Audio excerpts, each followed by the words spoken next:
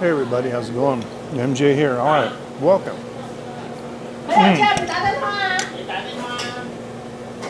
Now, I know my title says no customers, just me. But what always happens is I get here and I'm by myself. I'm out here in this, in the dining room, and somebody shows up. That's okay. They're looking for karaoke girls, so they're making arrangements. They're going to go inside and they're going to play with the girls. Hi, everyone. Hello, and welcome on Facebook and YouTube. I'm MJ Klein. Been in Taiwan for 18 years, and I'm at the famous Wenwen's. Next door, for those of you who don't know, was probably the most famous place in live streaming history. Gosh, at least, I don't know, somewhere between 10 and 15 live streamers from around the world have come over to that place multiple times. And she moved over here to where Mr. Wu's barbecue was. Now you're hearing Vietnamese spoken. I don't speak Vietnamese, but fortunately these people can speak Chinese, which makes it very convenient. But every day I come here, there's somebody new. Mike Fistmonk, good to see you. Keeping with my kind of a dark motif that I think you like. I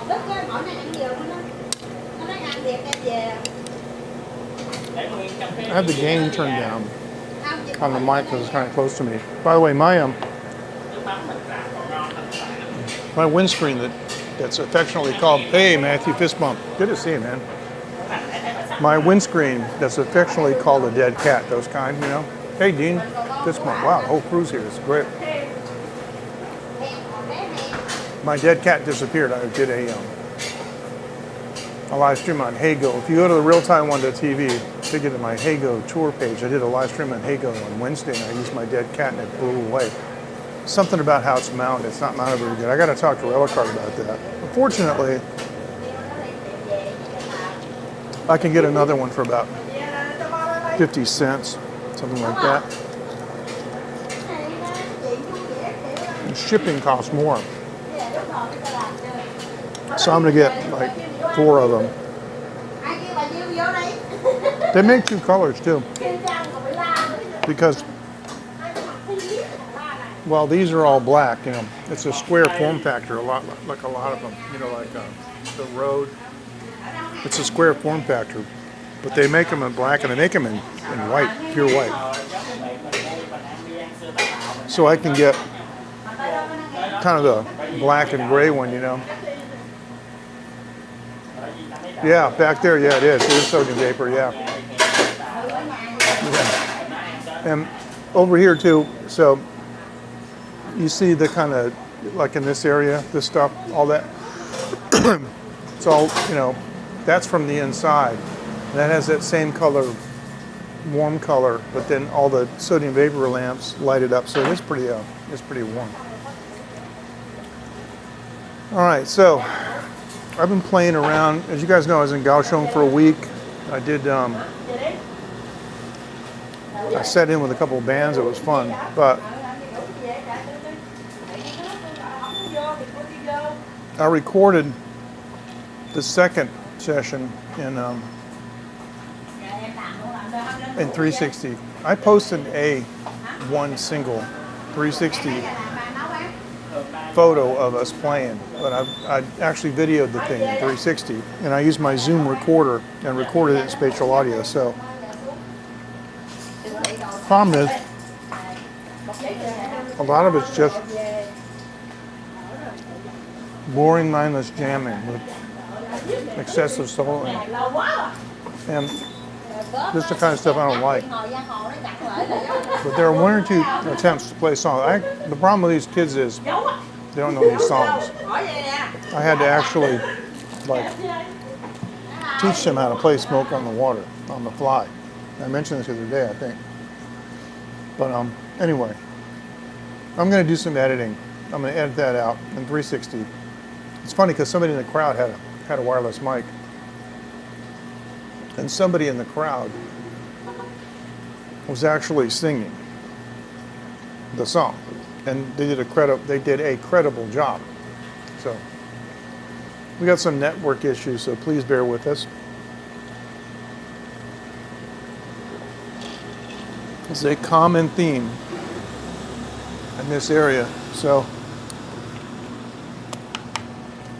our bit rate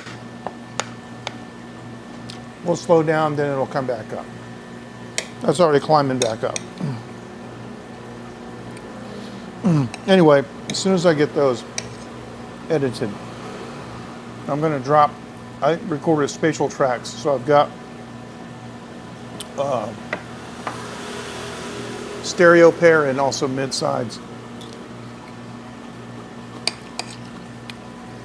So with the 360, I'll have to reframe it so to the guys on stage playing and then the singer in the audience. Although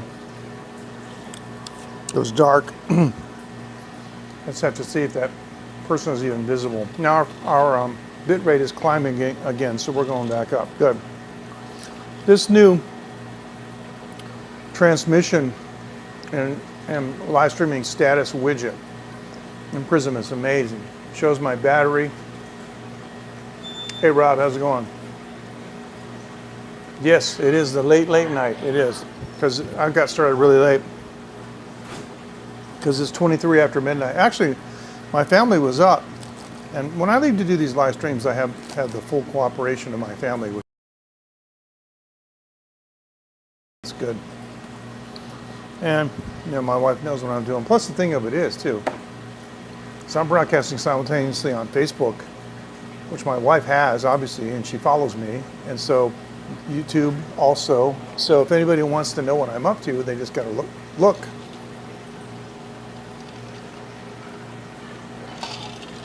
So I couldn't, like, you know, tell my family, oh, I'm live streaming, right?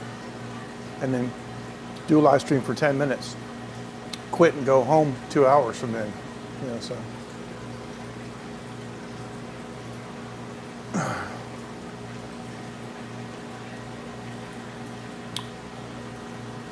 It's a lot of money. He must not be doing so well.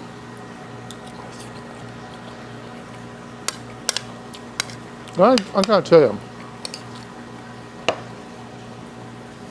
the older you get,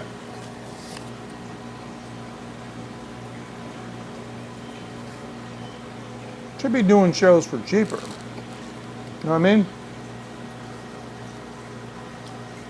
I could just see myself getting to a point where I just start playing for free. You don't need the money, but you want to make people happy.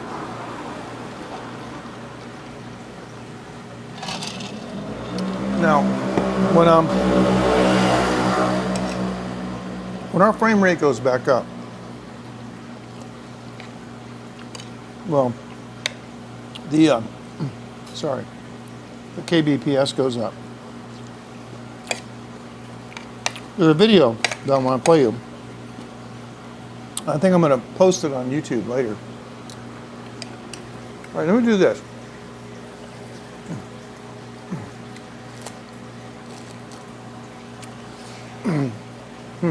Oh yeah.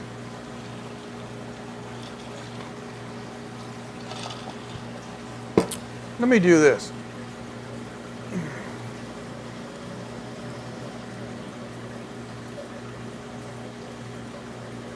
I'm going to see if I can get this to. All right, look. I just connect. Let's see if the kbps goes up. I don't know if it will or not.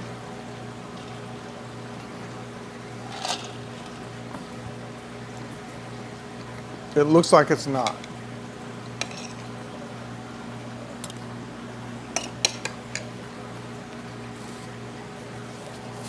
Well, we're up to 800.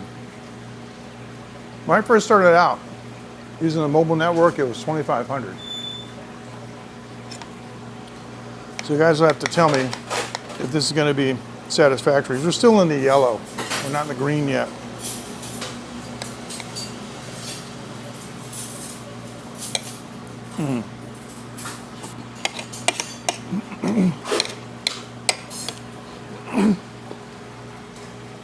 But for those tickets, man. I hope she loves it too. Holy cow. All right, I'm gonna on the mobile network, and it should reconnect and everything should be good.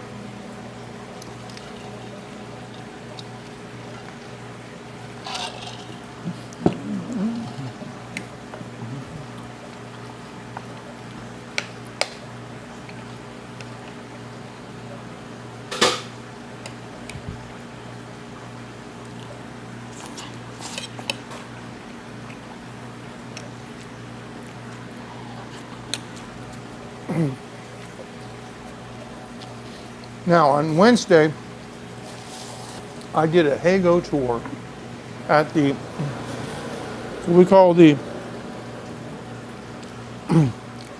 Fo Guangsan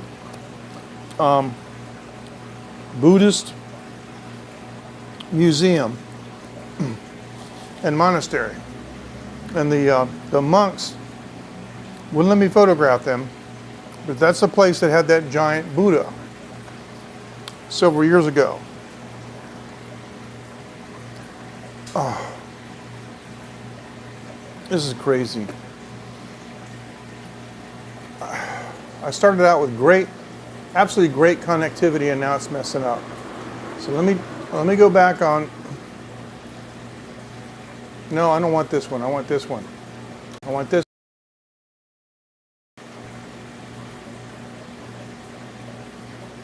I want that one.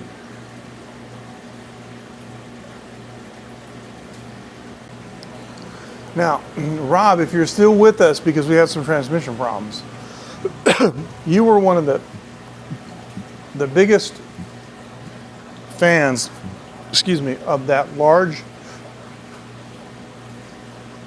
sitting Buddha, if you remember that, at the monastery. I did that in 2016. I live streamed that in 2016 on Periscope, and that was a lot of fun. And they actually thanked me for doing it later. They found out about it, they heard about it, and on Twitter they thanked me.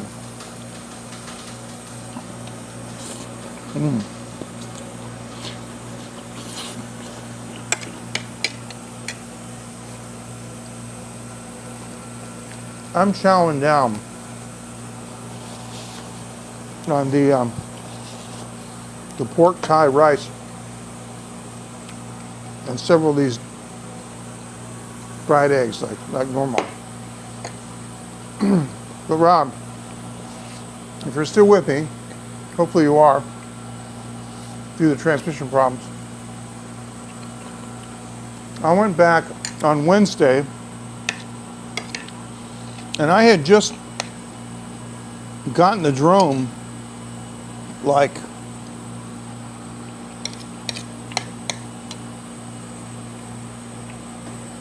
Monday afternoon, late afternoon. Okay, our speed's back up.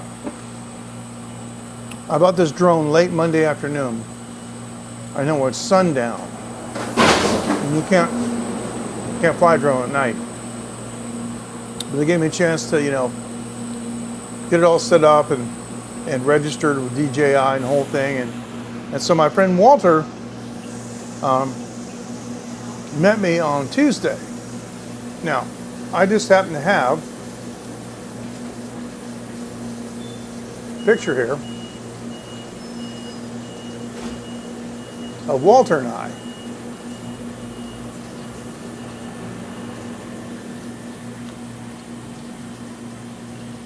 And so I'm going to show you Walter and I right now. This is Walter Hagemann. He's from Germany. Walter's a civil engineer. He's in the late night group. You guys know him. He's this actual civil engineer. He's a real engineer. It's really cool. It's really nice being able to talk with another engineer, because we saw some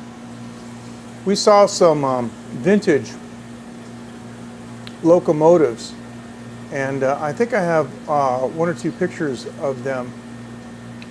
Yes, I do actually.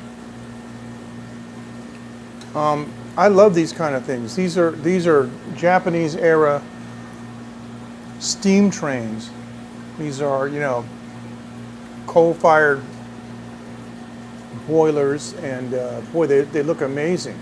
And so there are several interesting things about these locomotives. Like, for example, if you, let me do this. If you look at the push rods on them, see how the red stripe? But those are brass. Actually, they're probably bronze, and they were forged. And I was talking to Walter about it. I said, you know, the iron that the rest of the machine is made of will disappear, and those things will be there, you know, 10,000 years from now. They'll be laying on the ground because these trains are literally falling apart. But it was nice being able to talk about the engineering aspects of these. These are from the Japanese era in Taiwan history. So Walter and I were hanging out, and it turns out that Walter is an experienced drone pilot. Who knew? See, Walter had met me at the Dream Mall, and he was going to go do some photography, you know, for the rest of the day, but he very kindly put his personal plans on hold and took me to an area where I could learn to fly this drone. I've never flown one. I mean, a real one. Remarkably sophisticated technology. It's got to be careful of some principles, but all these principles he told me about, and he showed me basically the ropes of how to handle this thing. Is amazing. And so the very next day, I was at the Guangsang, and you know, the Buddhist monastery, and that's where they have the largest sitting Buddha in Taiwan. I took some 360 photos. I put them on Facebook. You guys have probably seen them. Actually, I need to post those in my own line group, the late night show line group. But long story short, I'd only been flying the drone since yesterday, and here I am. I'm going to approach a big bronze Buddha that took many years to cast, is 1,800 tons, and if I crash into it, it's probably $1 million liability maybe, and there's high winds, but I did it anyway, and I think I pulled it off okay. I made a short video, and I'd like to show you, and I'm going to post it on YouTube. Let me show you the video, and I also did the music in my studio. I have some soundtrack, you know, some soundtrack tools to work with. Anyway, I want to show you this video. Here it is right here. Here we go. Tell me what you think.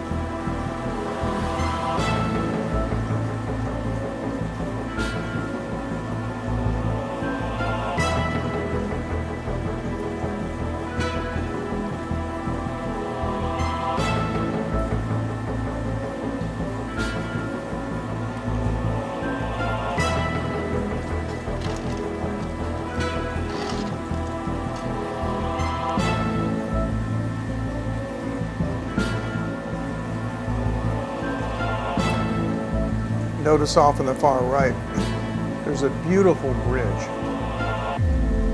coming up with a suspension tower. Yeah,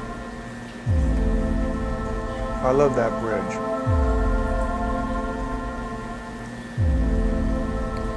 Director, producer, cinematographer. Yeah, it makes me sound like I'm really important. Look at this. And of course, that's my studio. So yeah, that was a lot of fun to shoot, but I got to tell you, it was hair-raising. Hey, Walter, how you doing? Fantastic. Didn't see you come in. I missed some of those comments because they were covered up by the yeah. Anyway, so Rob says waiting for me to go back. Yeah, I didn't see these comments. You know what's going on? I didn't see any. Oh, you know what it was? It was okay. It probably was the when I had the transmission problems. Okay, because definitely I still have the well. Just make sure. Yep. Got the chat widget. So, okay, everybody's here. Yeah, speaking of Walter, I didn't know he was there, or I would have like come up with some anecdote or something or some joke. But no, I'm just kidding. Yeah, so Walter, man, that's really cool. I really appreciate it. You know, but the thing is I got a high wind warning. Being a new drone pilot, I kind of freaked out. It told me my battery was over current, you know, because the thing is you know how like if there's wind blowing, just like a plane, you know, drone flies flat, but if the wind's coming from a certain way, then it has to compensate. So really, that's funny. But yeah, I know a lot of people are really serious about those. And I had an 027 gauge, the big ones. I had a set of Lionel trains. My dad made me leave them in Florida when we moved. I'm kind of still not over it. But yeah, I know, it's amazing. Hey, bud, fist bump. But the thing is, right, yeah, thanks, Dean. I could probably finance, you know, couple of new guitars with those things, but those are great. And you know, nowadays they got all these cameras and stuff. So while the old vintage trains were cool, the new ones, man, they're all remote controlled, and you've got some money, you know, there's all kinds of landscaping tools and things, and you can actually use like real miniature plants and stuff. So it's just amazing. So let me ask you a question. First of all, did you hear the audio on that video? Did you hear the music track?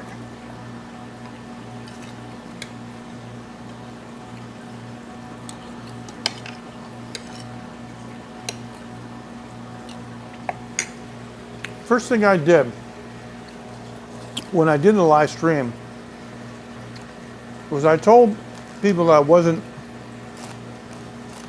advocating for Buddhism or, oh, thank you. I wasn't advocating actually for anything. I just wanted to show something. Yeah, I was.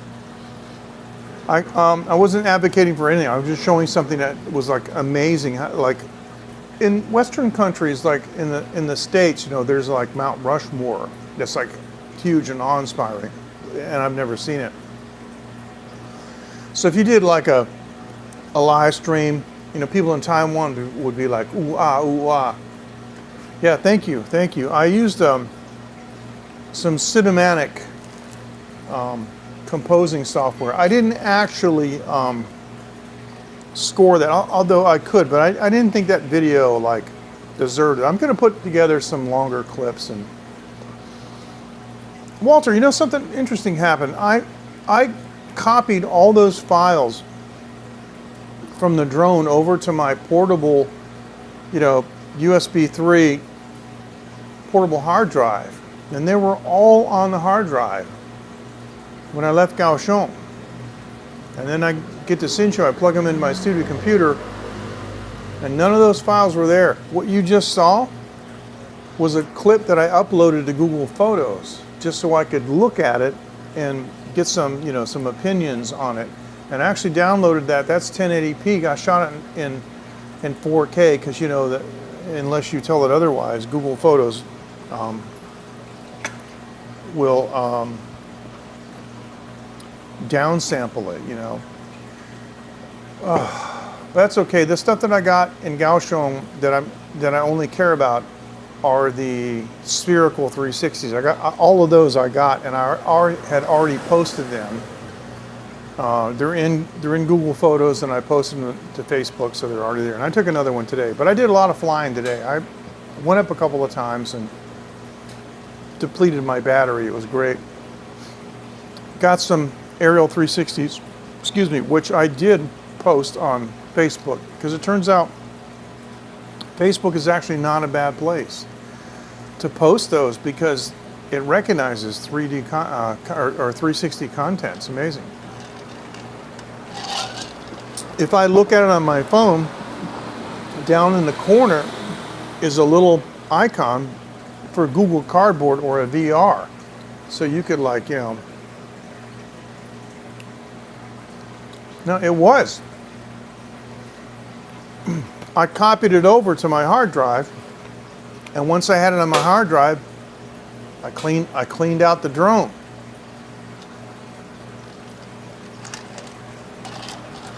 And the bizarre thing is I had even copied the contents of the SD card for the controller, and those aren't even on that drive. So this is driving me nuts. It must have not shut down correctly. But it doesn't make sense, because I added stuff to that drive that I did after that. Like the 360 video and photos that I took at the club. That was on Friday night.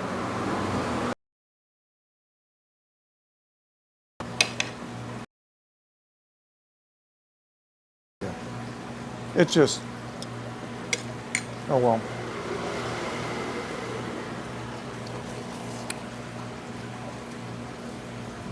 I have 3 batteries. The Mini 3 Pro is designed to be a sub 250 gram drone. With the stock battery, it comes in at 249 grams, which means that most countries around the world, or many countries, you don't have to register it, even in Taiwan. DJI sells a Fly More kit. Fly More. Comes with a bag, comes with an intelligent battery hub that can hold and charge and manage 3 batteries. It comes with 2 extra batteries. And it comes with a bag and some extra props and a screwdriver, so it's really cool. So here's what happened. Well, you know, maybe I could. I'll tell you what's on there. The stuff that was on there that the day the cop kicked us out, because we weren't supposed to fly in that park.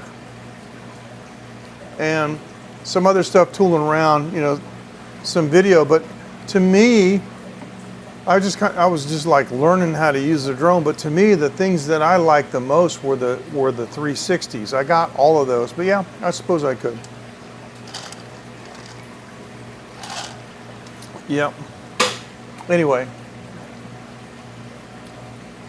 I'm just gonna have to be more careful. But that usually doesn't happen, and I can't remember the last time it happened. It was like somebody went behind my back and erased it. That's what it looked like, but obviously that wasn't the case. I just don't want to tell you. Anyway, I have 2 devices to try data recovery on.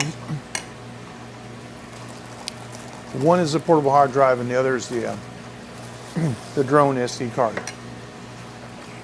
So, okay. We're missing Kenrod, Coco, Dave, you know, yeah.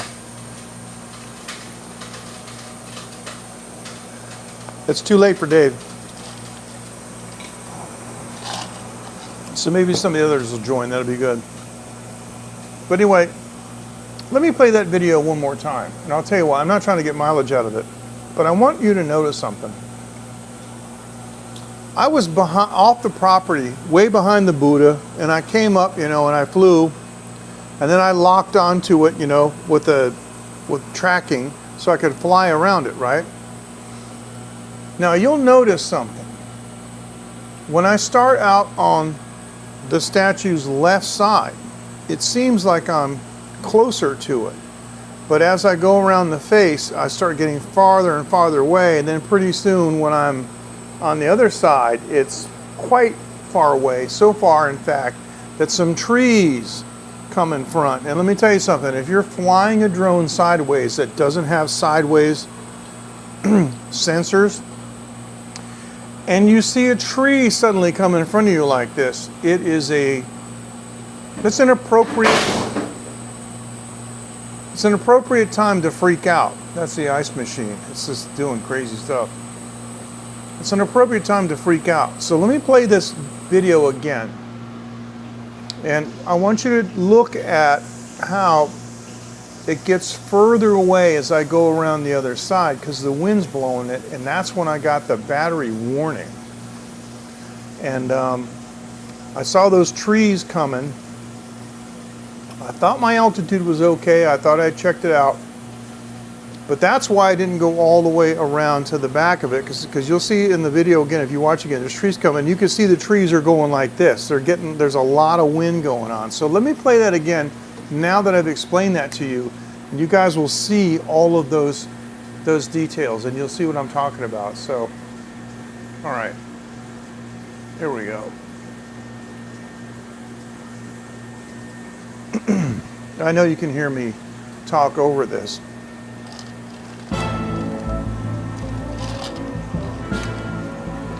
Now, if you look on the other side of the statue, everything is lower. I should be okay, but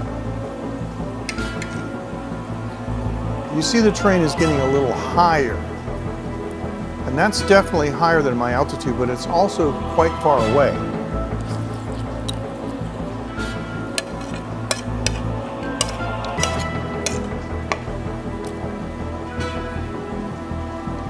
Yes,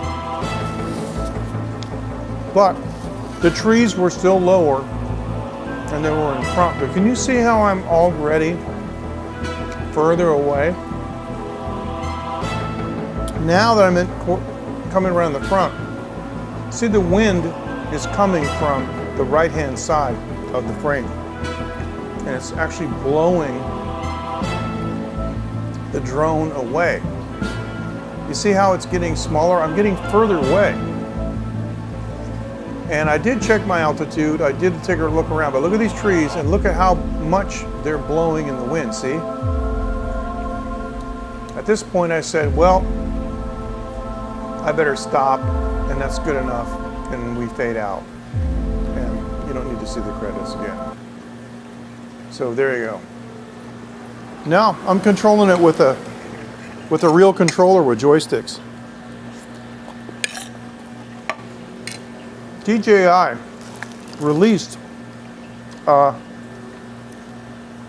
brand new controller with this drone, and they've already done a firmware update that will allow it to control at least one other drone. But the most remarkable thing about this controller is it has a built-in display.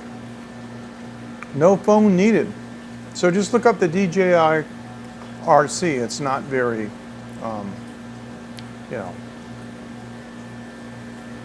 it was handling it pretty well. So, but I didn't realize that. I'll get back to that, and Matthew, I'll get back to you in a second. All right. All right. Let me finish about the controller. The controller has its own SD card, and you can screen record it, which is great for making tutorials of how you want to use controls and things like that. And it also the drone it also caches the videos too, which is cool, because if your drone goes down, then you can't get the drone. You can't get the SD card out. Yeah, see, Walter flew it, and he was with me that day, obviously, and he saw the new controller. So yeah, you can get the impression of the new controller from Walter, because Walter has the other type. But to answer your question, Mike, it's a single unit, and it's called the DJI RC. Not very ambitious naming, RC for remote control, because they called the other one the RC-1 or something. But it's just, anyway. Matthew, I bought and paid for the 2-year DJI Care program. It's also a refresh program. You can replace the drone up to 3 times over 2 years for a very small fee, like $60, which is great. So a lot of times, you know, you get in these situations where you're nervous. You know, what you're going to lose is you're going to lose the SD card, the thing falls in the ocean or whatnot, but a lot of people jump in and get it. We've all seen this. It's really funny because even if the drone stops flying, oftentimes the camera still records. I saw a video recently where, I don't know what kind of drone it was, but it fell in the water and the props kept turning for some weird reason. So the guy just kind of flew it underwater real slow, and then it settled down on the bottom and a fish came up to it. He's like looking at it like that, but the camera stayed running for a while. Obviously he went and got it and got the, got the SD card out. But the controller will cache the video, so if you lose the drone, at least you got something. You can adjust the cache. But I found it to be bright enough. Although already on Shopee, which is the local shopping network we have here in Taiwan, people are making silicone rubber protective pads that cover, for that controller, but have a screen, a shade, a sunshade on it. Okay, the problem with that design is it doesn't fit in the case.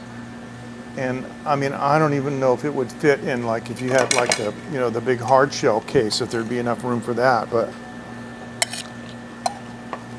And that's not something that every time I want to fly, I want to try to put that silicone rubber thing around the controller every time. But having some kind of a quick and easy removable pop-up sunshade would probably be nice, because this afternoon, late afternoon, when the sun was really low in the sky, and there are a lot of shadows approaching the golden hour. That's a great time for photography. The sun was kind of inside of my eyes. It was on the roof of my house, so I kind of ducked down behind my water tanks.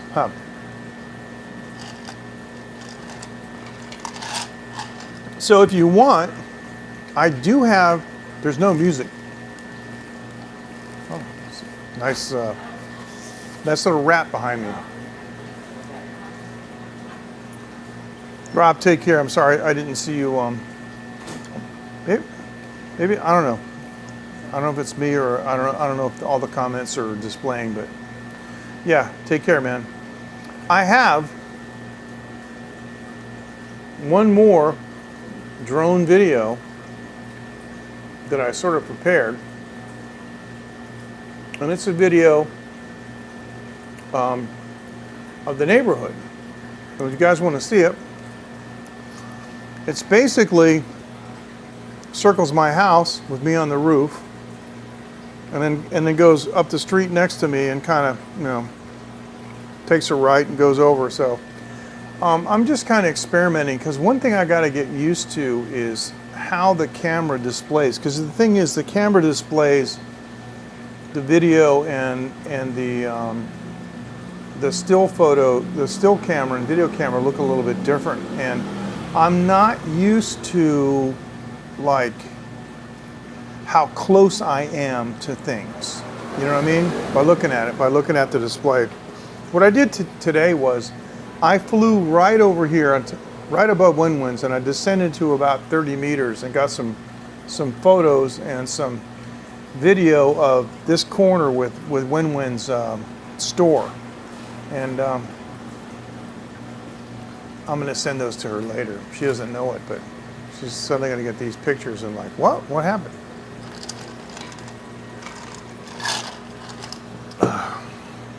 I need to plug in a charger cable. All right, so are you guys interested in seeing that other video? Because if you are, I'll just go ahead and and run it now. There's no music to it. There's no nothing. There's no audio. These obviously the drone doesn't record any video because all it would be and from the wind. So not much point in that at all. People always plug stuff in. Like, there's two outlets, right? One in the bottom, one in the top. So I always put stuff in the top, so you can't find, you know, the top to put the next thing in that you want to put in. Okay, there you go. So, all right, I'm going to do this because I want to make sure that I'm not missing anything. Okay. All right. So,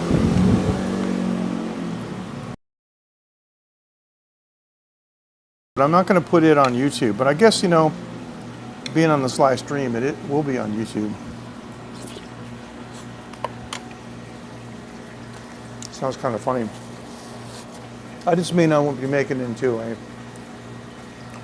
separate video.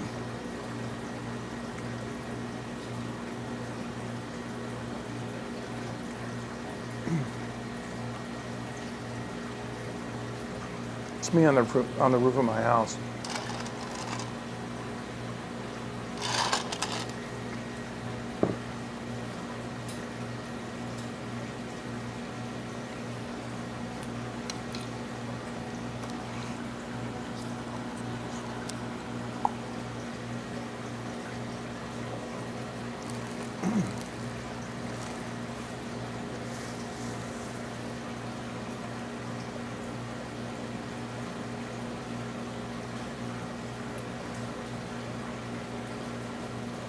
I think it's ironic that we're having transmission problems while I'm showing a drone video. Haha.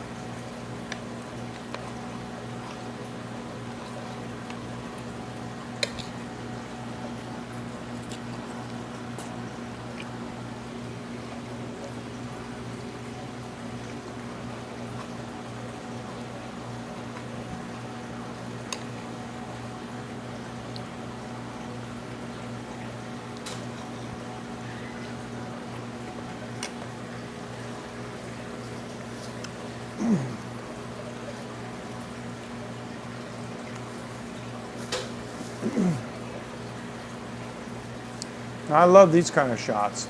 The overhead, directly overhead.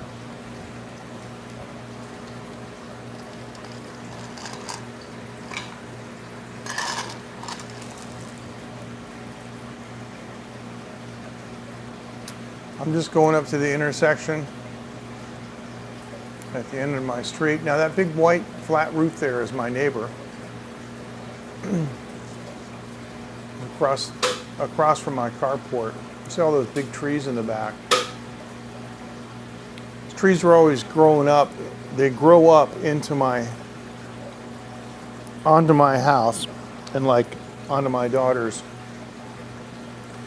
window. So I turn this around and now you're going to see me land it.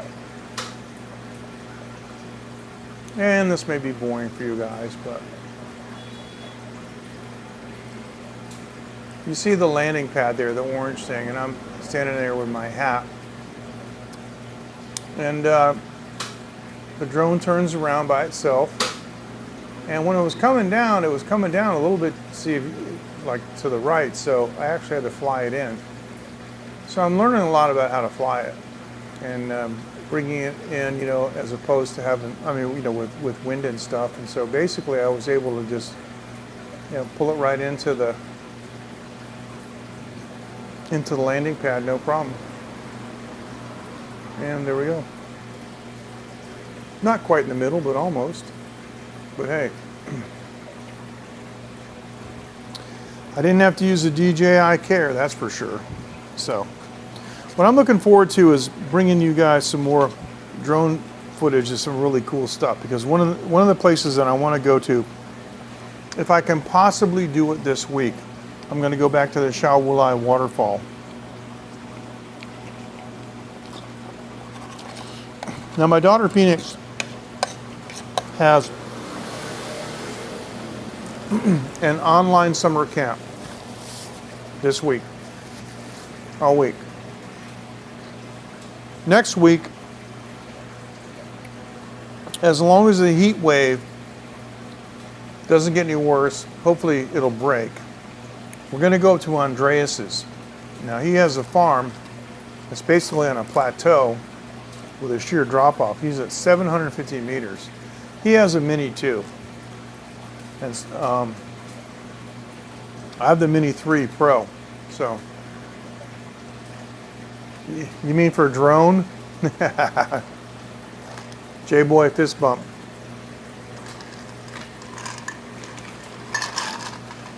If I had any sense, I would just paint that on my house. Yeah, it's what we would call a townhouse in the States, or maybe a condo. I'm on the end, and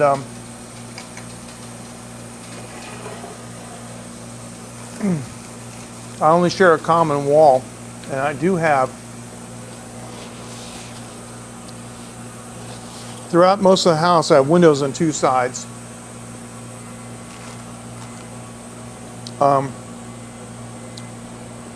The only windows in the back I have are in the first floor restroom. They are. In the studio in the back, but I have the studio windows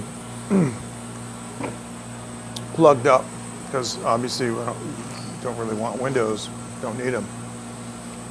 But yeah, they come by every year and cut them. But there's one tree in particular that's a nuisance. It's leaning really far. It's not very healthy. Don't tell anybody I said this, but I think I'm going to ring it. I'm going to take my Bali knife. I'm just going to ring it on the bottom so the thing dies, and then when they come next time, they'll cut it down, because they'll cut it down probably early September. They always cut them back. But what it does is it grows, and it grows right up to my daughter's window, and it scratches it at night, and the other branch tries to get into the air conditioner compressor that's bolted on the wall, beside her room. It's like crazy. It's on the second floor. So the tree needs to go. I got two other trees in the back. These are all oak trees, but that first oak tree is just, But if they chop it down, I can ask them to cut it up, and then I can cook with it. Yeah, and that's cool. So if we go to Andreas stuff.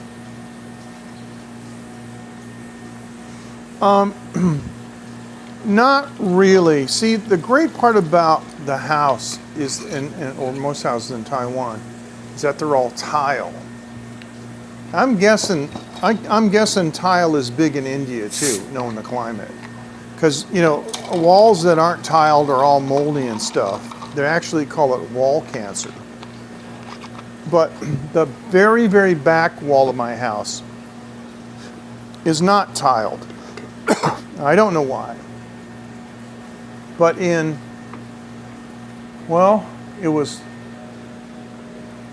almost like, it was 14 or 13 years ago. It ended up costing, for Taiwan standards, it ended up costing quite a bit of money, but we had contractors come out, and what I did was I ripped all the windows out of the third floor and the second floor and had them put in soundproof glass. I should have done in the studio, but back then, the room that eventually became my studio, I wasn't using it for anything. So, but what I'm doing now is I'm just putting window plugs in anyway, so it doesn't matter. But that made a dramatic difference, like in the traffic and the dogs barking and there. We also, wow.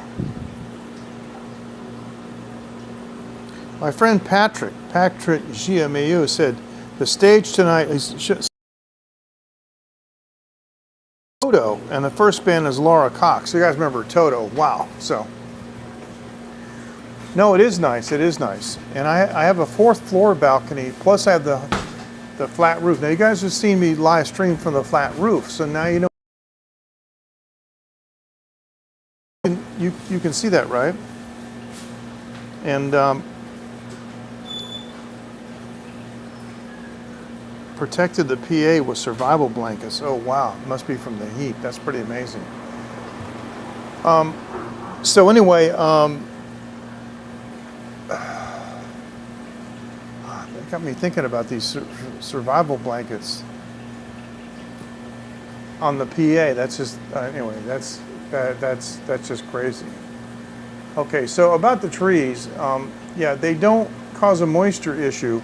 But what I had done at the same time I had the windows put in, I had the whole house waterproofed.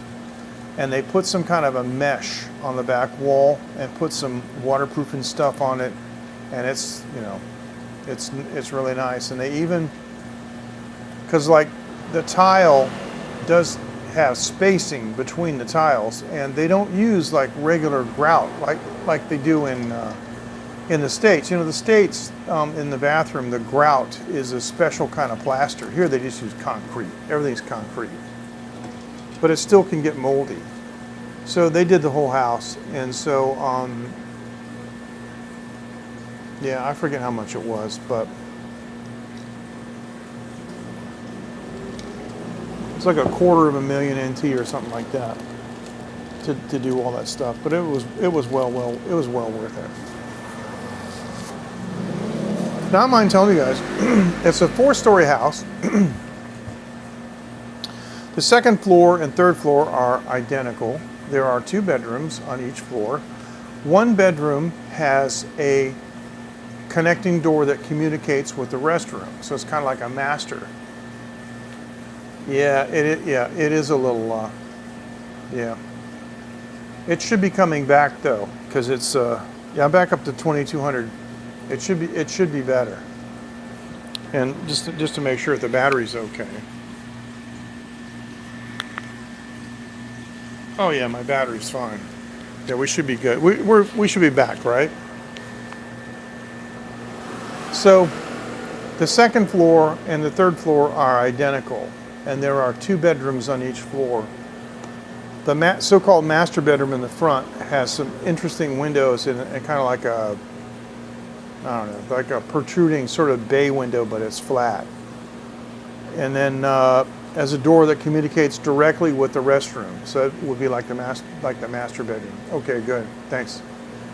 And then the restroom door opens to the hallway, and then the other room doesn't have a door to the restroom, but it's another, you know, it's another bedroom. So on the 3rd floor, that's my main bedroom, and then across the hall is our dressing room. And then on the 2nd floor, the room that communicates with the restroom, on that floor is our office for Asian castings. And then across the hall is Phoenix's bedroom. So the top floor, the 4th floor was completely open, and somebody built a wall there, and I decided to put my studio and my exercise equipment and stuff in there, and all my music stuff in there. So thank you. So I'm going to deck that wall, because the wall was made as crappy. It was made out of very, you know, thin materials just to kind of make a divider. So I've been talking to the studio designer, and we're finalizing it now, and it's taking some time, but we're going to go ahead and demolish that wall. Going to move it forward. Actually, I'm going to actually lose a little bit of space in the studio, but that's okay, because on the outside I'm going to use that for storage, and I'll have a little bit smaller and better defined and easier to control space, especially for bass traps. And then the 1st floor has a restroom, and it's the kitchen in the back, and then the living room. And if you come to Taiwan to visit, you can't come in my house, because it's, you know, as you know, it's got so many toys and so much stuff from, you know, having a kid. That's just how it is. Okay, good. Well, it's back up to 2026, which is pretty good for, you know, kbps. It's pretty good. So I went out this morning. I had a little time about, well, let me see, about 10:30, and I flew for about a half an hour. Took a bunch of videos, took some, just some, you know, like that thing I just showed you around the house. I did that this morning, and then this afternoon I flew a little bit longer. Now, I mentioned about the drone being 265 or 249 grams. Mike asked me a question a while ago, and I realized that I actually didn't completely finish the answer, Mike, and I'm sorry. One battery is a smaller capacity, and it's designed to keep the drone under 250 grams, so it's 249 grams. Now, when I bought the Fly More kit that has the battery hub that holds three batteries, and it charges them intelligently, and you can actually use it as a big battery bank. If you have batteries in it, you can use it to charge other stuff. It's amazing, including the controller. Okay, but with the Fly More kit, you have a choice.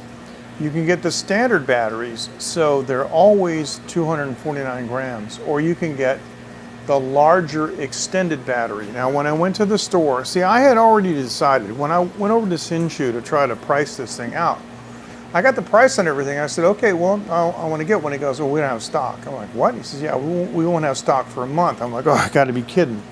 So when I was in Kaohsiung, I was at the Legend Hotel, and literally 10 minutes away was a place called RC Planes, Planes in English, and had some, you know, a Chinese name too. And I never heard of the place. And my sister-in-law was there, and she had her car. I said, "Would you mind going to this place?" And she said no, and I went in, and sure enough, the guy had like 5 of these. You know, the Mini Pro, the Mini 3 Pro, and you know, I heard that there isn't any stock anywhere in Taiwan. They're hard to get. So he said, you'll have to line up. Hey, how's it going? I got your message because it came in on my watch, and I read it over the air. So it sounds pretty cool. Yeah, Toto. Actually, my daughter Phoenix loves Toto. So she knows many Toto songs, but she likes Africa, and she likes Rosanna. She likes the guitar solo. Yeah, but back then, right, it was really, really hard. So you can play with all those toys and visiting. After visiting Kaohsiung this last weekend, I'm convinced that we should move there, you know, so I may just pack up everything and just move it down there. And I gotta tell you, a friend of mine opened some businesses down there, and it's actually very cheap for me to get a room, you know, to do a studio, or I could buy a house down there that would have enough room for a serious studio. It's actually quite cheap, So anyway, to get back to the battery issue, thanks for checking in, Patrick. I appreciate it. Fist bump. Yeah, that's going to be a good show. And I saw what you said about protecting the PA with space blankets. That's pretty smart, actually, because there's a heat wave all over the world.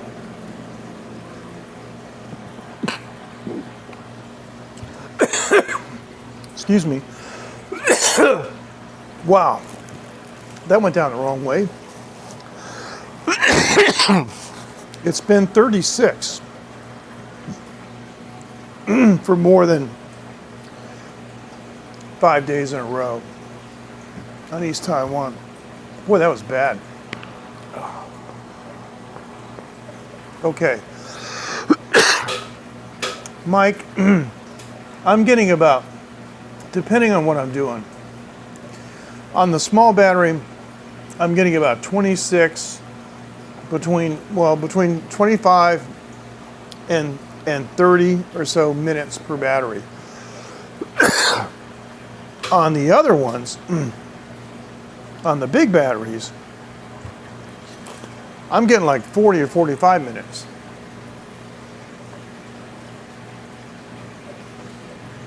I bet it's hot there.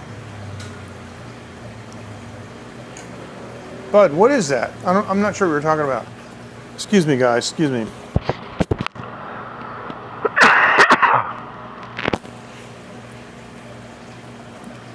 Yes, it's crazy, the heat that's going on.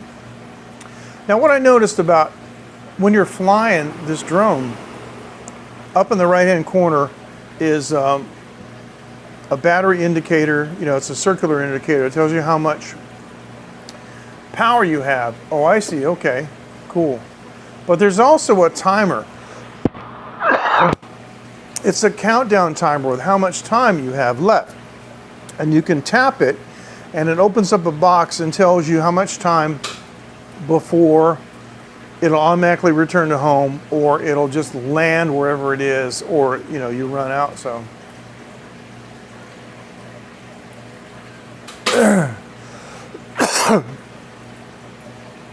excess heat. Oh, this is terrible. Excuse me. Excess heat doesn't really affect the sound until it's catastrophic, and that's the problem. You don't know. You go, they're fine, and boom. They're on the edge the whole time, especially nowadays with Class D amps, and they're so unbelievably clean. And some of these guys that are doing PA stuff, they're using plugins and spatial audio like they would in a studio. It's almost like Atmos. It's amazing. People in the audience hear stuff coming from overhead and from behind and everything. And these amps are designed, you know, to be super, super clean and efficient. And so they will run right up to the very last second, and that's the problem. Don't know. Of course, with tube amps, an old trick with tube amps was to put them on a variac and crank the voltage down a little bit to starve the tubes. And you get all kinds of different crazy harmonics, like you might get odd harmonic distortion, or you just might get like even more of like a square wave that you want. But some guys over voltage the amps, it gets dangerous, and they run them really hot. But it's not just the heat from the tubes. It has to do with the fact that you're driving a higher power supply voltage, and so your plate current goes up, and you know, yeah, so the whole thing is stressed. But these new like Class D amps are solid state. They got, you know, big fans on them and stuff, and they'll sit there and run, and they'll run and run, and without warning. But hopefully you have an amp that has protection circuits built into it. I mean, they all have, all the modern amps have signal protection. You know, that's like you get a spike on the input that if it were to go through the amp, the output would be gigantic. It would blow a bunch of stuff up. Well, they have limiters and protection circuits for that. But hopefully what you're buying has thermal protection on it. But if it goes into thermal shutdown, then it shuts off. Speaker cone life.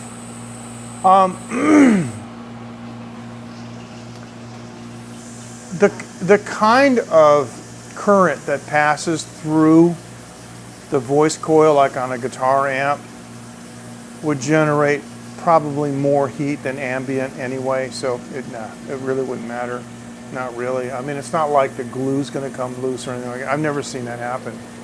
I mean, we frequently used to store even vintage gear in like storage spaces that weren't temperature controlled, and the temperature might go up to, you know, 40 C or something. And I never had any problems with it, but I didn't take it out and turn it on when it was hot. I take it somewhere and cool it down, but yeah. Talking about thermals, this is interesting. This little drone, because it's so small, and they're trying to keep the weight under 250. And Patrick, I highly recommend, if you can find a DJI Mini 3 Pro in France, get the standard battery. It's under 250 grams. Like in the UK, you can't buy, actually I heard that in Europe you can't buy the bigger batteries. You can only buy the smaller batteries, but apparently you don't even need to register it. Or registration is simply a matter of like paperwork. You don't have to have a license or anything like that. And you'll have a blast. This thing shoots 4K 60. And you saw those sphericals. You've been following me on Facebook and seeing what I've been posting. But this drone being so small doesn't have an internal fan. It depends on airflow to keep it cool. The problem is that sometimes you have to turn it on and sit on your desk and do things like update firmware, or if you want to transfer files. And so I showed you guys this little fan that I have with the light on it. It's a squirrel cage. The air goes in here and it comes out here. And I often just set this in front of the drone and turn it on. It blows air over the body of the drone. The drone depends on the motors being on, the props, the wash. Of course, the movement helps too.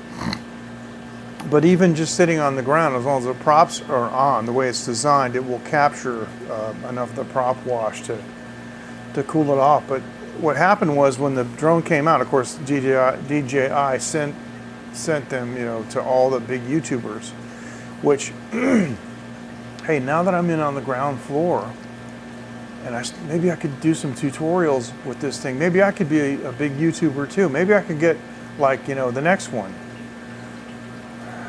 Who am I kidding? Companies only send me microphones. Haha.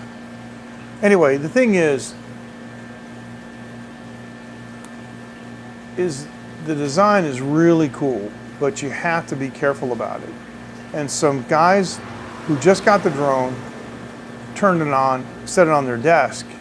Of course, the motors aren't running. It's just on their desk. They're updating the firmware, and the thing does a thermal shutdown. It gives you a warning. It does a thermal shutdown. Then they touch it, and it's screaming hot. Then they realize, oh man, this thing is like, yeah. So, for some reason,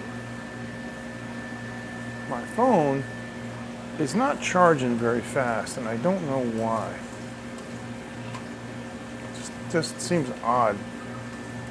I have a 30-watt charger. Now, speaking of which, this battery hub and everything, and all the batteries with the drone, obviously they charge faster, and they're meant for at least a 30-watt charger. Well, I went to Xiaomi. Xiaomi has a 120-watt mobile phone charger. It has a single port on it. It's a USB-A. They give you a thick USB-A to C cable. Yes, yes, and in Taiwan, they recommend, actually, I think it depends on the size of the drone, but they want you to have 3 million worth of liability. Now, I'm not bragging, but I can afford that personally, but I think I should get insurance. That's what I should get. But I think it only makes sense. I'll have to talk with, we have a really cool insurance agent who's been with us for a long time. And he's the guy that, I mean, the whole reason I got the drone was because I got COVID-19 insurance. And I got COVID-19, so they're paying off like 1,500 US bucks. Not bad. So I bought a drone. And I'm going to buy some other stuff because the drone didn't cost 1,500. So yeah, so there you go. But because the batteries, the big batteries push it over the limit, right? Over the 250 grams, which is why they're not available in Europe. I went and registered my drone today. And it's a really interesting process because in Taiwan we have what we call a Jimbao card. It's a health insurance card. It's a smart card. And I have a smart card reader. So the interesting thing is when you go to the Civil Aviation Authority, instead of the FAA, which is federal in the United States, here that's CAA, civil, right? Civil Aviation Administration. You can log in using your health insurance card. So I plug it into the reader, and I have to install some software to read the card reader. But it was easy. And then it knew my name and knew that I was a resident alien. It knew my ID number and all that stuff. So basically, I just filled out the paperwork. It costs 50 NT, which is about $1.40, something like that. And they have some various ways of online paying, which I never use in Taiwan. I only use credit card. I never use like bank transfers or any of that other jazz, any of that stuff. So I printed it out, and tomorrow my wife and I are going to go to Jubei anyway. So I'm going to go to the Bank of Taiwan and hand them a 50 NT coin and this registration bill. And then I suspect probably a week later I'll get my aircraft registration numbers and I'll put them on the drone. But I have registered it, so I'm pretty sure that if I go to the bank and I pay it, and later that afternoon I want to fly with a big battery, I think it's probably okay. Because I remember when I got my Taiwan driver's license, see, I had been living in Taiwan for quite some time, and my US driver's license expired. I know a number of expats that keep renewing their US driver's license, and that's illegal because they're not residents there, you know? And yeah, my friend Ed told me, so it really, really is. It super is, yeah. And I want to thank Walter, because Walter actually hit me up to a lot of stuff. The thing is, I'm going to admit it. I didn't do any research. I'd researched the drone. I only looked at a couple of cursory websites that talked about some of the drone laws in Taiwan, but I didn't look up anything in Chinese because I'm lazy. Yeah, 当然我看得懂中文. Yes, of course I could read Chinese, but it's slow. It's an arduous process.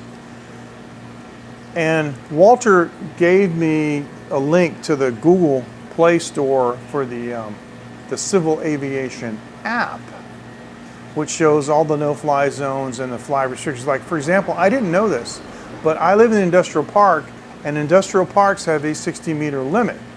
Everywhere else in Taiwan, it's actually 121 because it's 400 feet.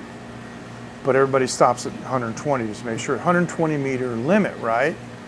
If I had just bought this drone and went up to 120 meters, I would have been in trouble. So the controller tells you the altitude right on it. The controller tells you the distance, like away from the home point, your starting point, and I have it set for meters because we use meters here, and it tells you the altitude in meters. So it's actually very, very convenient, and it's quite accurate. It's I'm not going to say it's centimeter accurate, but it's sub-meter accurate, which is good enough. And the other thing is that it also tells the speed. And when that darn little thing is in sport mode, it goes fast. It goes like 35 kilometers an hour in sport mode. I think it goes like this, and whoa, it takes off. Of course, it takes correspondingly longer period of time to stop. But hey, but that's what you expect. And so this area though is limited to 60 meters. So I set it for 59. Now there's one thing I don't like, and I will tell you, and I can show this to you because I don't have it now, but I recorded, screen recorded. You tap and you use sliders, okay? And so like you've got from like 0 to unlimited, and it's this long. So I'm going like, it'll go like 25, 47, 94, 110. It's like trying to get it real granular. I really, really wish. I'm going to write to DJI because I do this all the time. You guys know me. I mean, I write to all these companies. Like I wrote to Relicard about their microphones. I wrote to JTS. That's how how I got, to do the JTS introduction videos, and they gave me microphones to test. I'm going to write to DJI. We should be able to double tap on the number, and it should open a keyboard where I can type, 61 or 22 or whatever, so. Yeah, see, technically in Taiwan, the distance from you to the drone should be a maximum of 900 meters. It's a long ways away. The thing is this big. It gets 10 meters away, and I'm like squinting, like, what? And it doesn't have lights in the back. It only has lights in the front, but they flash green and not really visible that much. I noticed that when it came back, and when the battery is low, it was flashing red, which is pretty cool. I try to look for it, when it's going up, I look for it, and if I know where it is really well, I'm looking for it, but the thing is tiny. And in Taiwan, you're not allowed to use anything except corrective lenses to increase your visual range. Like, you're not allowed to use binoculars. I think it's dumb, but I understand why, because they don't want people to start going like 4 kilometers away. So it's okay, I got a telescope, but right. But the truth is once the thing gets, I don't know, 10, 15 meters away, you can't see it anymore. First of all, it's gray. That's kind of the point, though. And the other thing I love about this one is this is the quietest drone DJI has ever made. You press takeoff, it takes off, and it hovers at 1.2 meters and waits for you to do something. As soon as you get it up over your head and in the sky a little bit, there's no sound. I was flying over the roads. I was trying not to fly over the buildings. I was flying like up the middle of the road and around places like that. And I went as low as 30 meters in some areas to try to get up close to like this area that I wanted to photograph. Not one single person looked up. Nobody heard it. And so that's it's a very stealthy kind of thing. But they say, the Taiwan rules say that you have to have line of sight.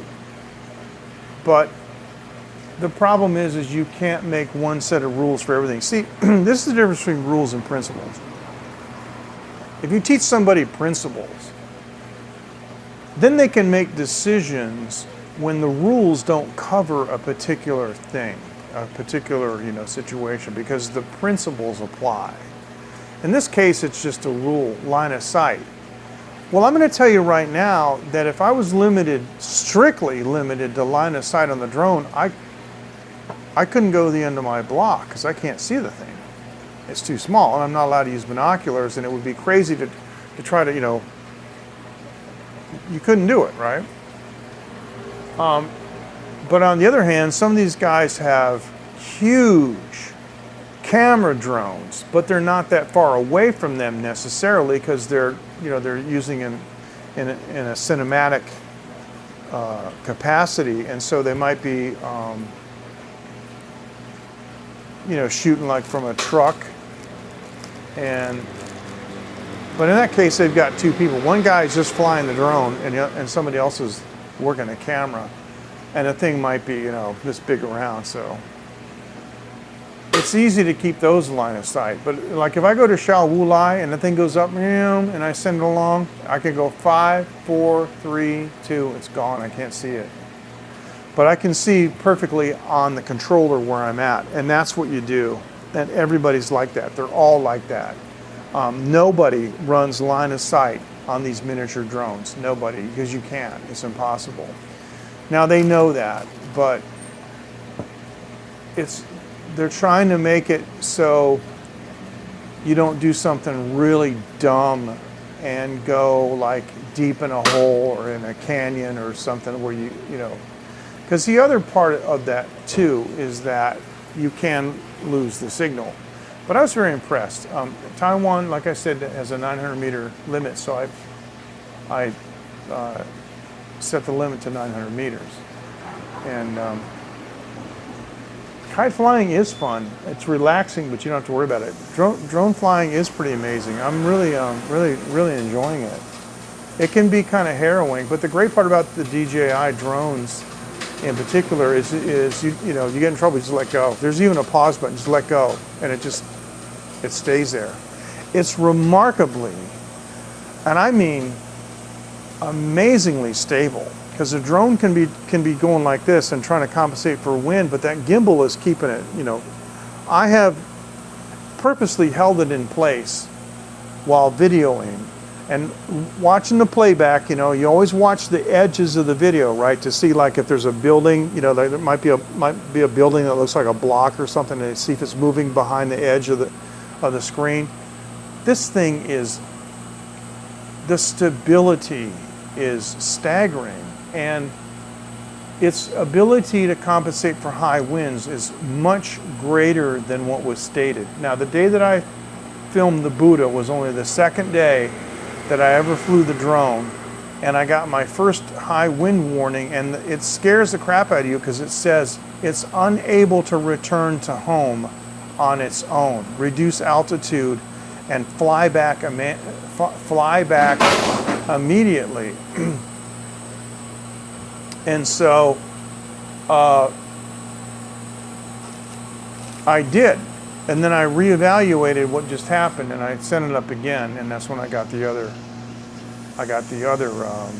you know, the footage that you saw. But I got a battery warning because it was fighting high winds. So what I did was, later in the day, I'll answer that question in a second. Later in the day, I went to another place where they did have birds, and I flew in higher winds, and I ignored the wind warning. Because here's the thing, in sport mode, of course, the sensors are off in sport mode, but if you're flying dead straight ahead, you got your camera straight ahead, you're not going to hit anything, right? I mean, you're going to see it. And so in sport mode, this thing is so fast, you practically would have to be in a typhoon to not get it back. And if you look up DJI Mini 3 Pro high wind test, there's a guy in the Netherlands that went out on a jetty on an extremely windy day, and he raised the drone up, and it's going like this. It's going like this, trying to maintain it. And he flew this thing in sport mode way out, you know, and had no problem getting back, even against the wind. So it was pretty amazing. Yeah, I was at this place, and there are a bunch of pigeons around, and as soon as I started it up, and it rose up to 1.2 meters, they all dispersed, and nobody tried to chase it. But occasionally birds attack. You have to be careful, because if you're in a nesting area, I mean, they don't care. Birds don't care what it is. They see something flying, coming at them, and you know, they think it's another bird. Like, what else would it be? And so, yep, they will. They'll go after it. There's lots of that kind of stuff.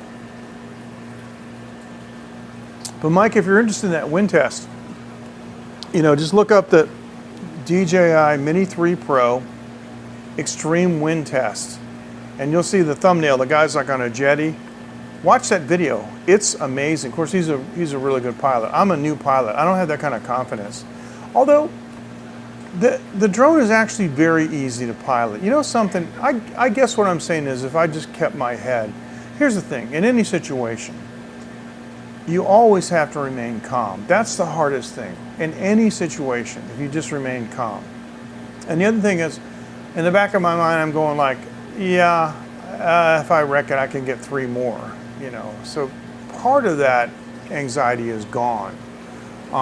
If it falls in the ocean, there's no liability. If I, you know, crash into a $10 million, you know, temple, it's a different thing. But it does have, you know, object avoidance sensing. And so as long as you're not flying sideways or doing some crazy stunts, if you're going forwards, backwards, up and down, you're okay. There's actually no direct upward sensing. But the camera in this one, unlike any of the other ones, most of the drones have this big overhang, and then they've got the gimbal underneath it, right?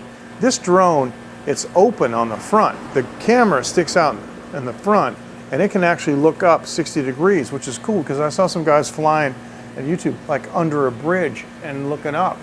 And that, I mean, that opens up whole new, like, possibilities of using it for inspection and stuff. But then you can say, well, it's not really a professional level drone.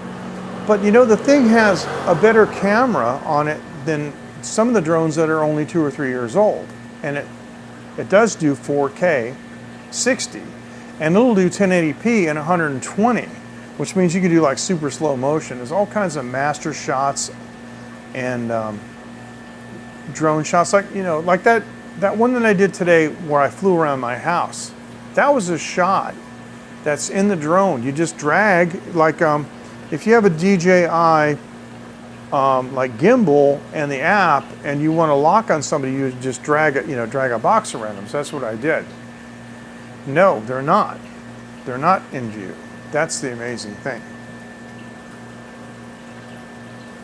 Now, if you're looking up and the drone does, you know, if you're trying to like go super speed and the maybe, but I'm trying to do like cinematic stuff. I'm trying to do like really slow turns and things like that. And if I'm, you know, hauling butt to get somewhere quick, the one thing about sport mode is that it's so fast that if you knew that like you're, you know, where you are, you want to go 500 meters that way to grab something, go in sport mode and just scoot over there and stop. And I don't care about, you know, the video in that case. But in any of the video that I've been shooting where I wanted to keep the footage, I've never seen the props in it. Not yet. So that's good. That's a really good thing. So yeah. So you're going to see more. And I got some really interesting shots today from Wenwen's place, but I'm going to be getting some better ones. Actually, I'm going to talk to Wenwen, and I might come out here some afternoon because there's no traffic on the side here. It is mounted on a gimbal. It doesn't go left to right though. You have to aim the drone, but you can aim the gimbal up and down with a control. It's a thumb wheel. Okay, and if the drone turns, the gimbal stays. But I mean, I can't say enough about this crazy little thing. I've been talking about it for like the last hour and a half because it's nuts how good it is. It actually has FPV mode. You know, FPV mode is like when the camera does this, right? You know, it turns, right? So they have an FPV mode for this drone. So when you're flying and you're going forward and you turn this, like the rudder, okay, the camera, you know, it follows the drone. Really cool. So that's just amazing, because I at one time was actually thinking about getting an FPV drone because they have this really cool controller that you just tilt, and like you wear the goggles and you fly like this, like a stick.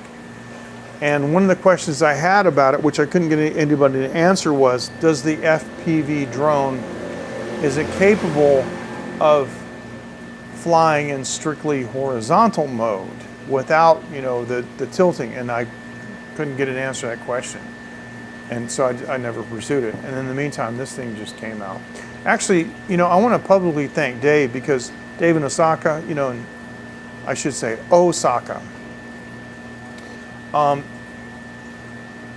He's a big drone guy, you know, from way back, and he showed me some footage that he took in Laos. And you guys probably remember the periscope that he did when he was in Laos, and there were bomb craters and stuff. I saw all those bomb craters from the ground, but I never saw them from the air. It's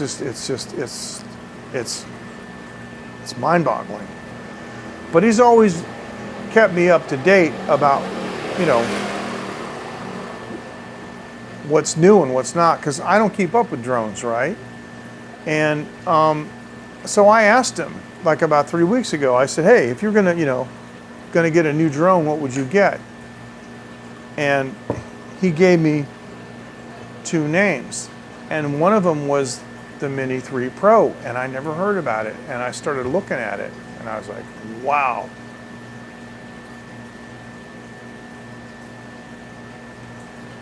Hey Frank, I was talking about trains earlier, but I'm talking about drones now. You know, UAVs, unmanned aerial vehicles. Yeah. So Dave told me about, I think he said he would either get an Air 2S or he would get the Mini 3 Pro. And so I got to tell you, I priced the Mini 3 Pro and it was just nuts.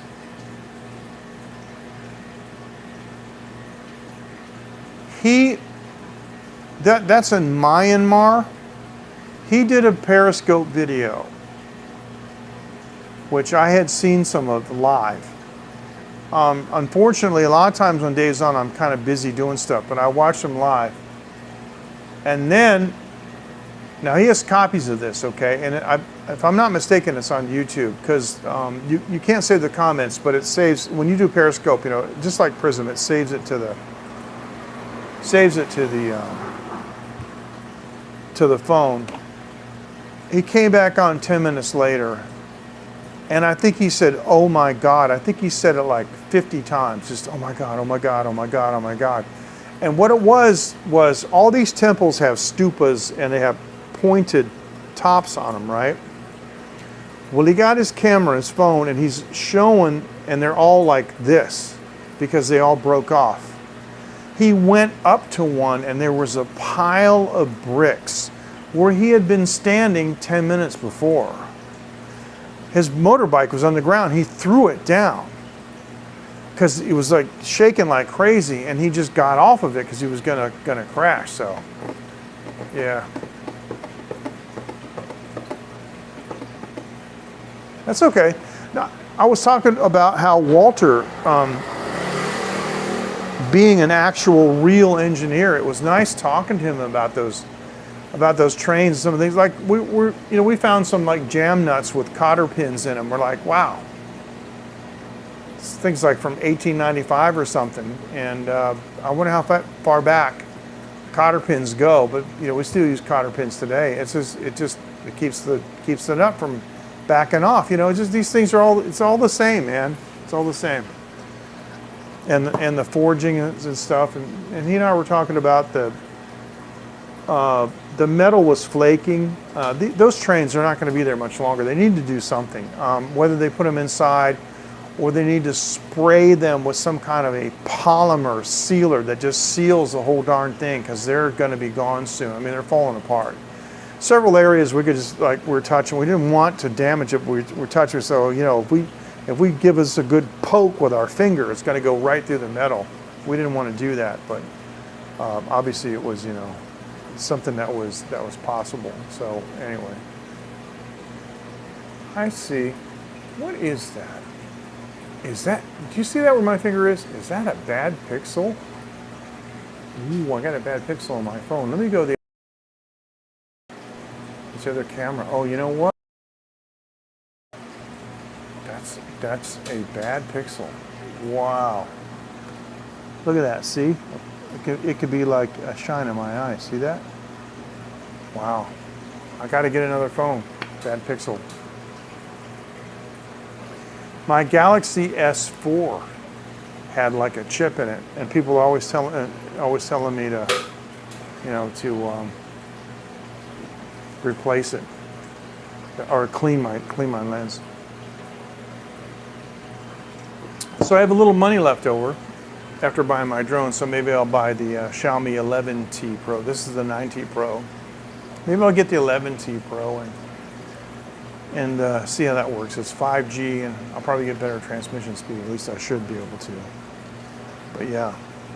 So anyway, Frank, I don't know if you know. I don't know if you saw it or if you were here because you were interrupted. But I shot a video this morning, basically circling my house and then going down the end of my street and coming back and landing on the roof of my house. And if you didn't see that, if it's not going to be too boring for everybody else, I'll go ahead and replay that. I think when I played it before, it had started to see my transmission speed is all up and down, you know, and so just the way it is here. Maybe I should get another phone with 5G, because it will just be a lot faster, because there is at least one 5G cell site right down the road. But if you didn't see that, I can go ahead and play that again. It's no problem. Maybe. I don't really care. I mean, I only use the front camera for live streaming. And if it was like, you know, really bright out, see, like if I go like this and or if I say like, so you can't see it there, right? I mean, you see it there on a black, but you know, you don't see it there. So I think 90% of what I'm going to be doing, you probably can't see it anyway. But it is something to think about. And these things do happen. You know, when I had my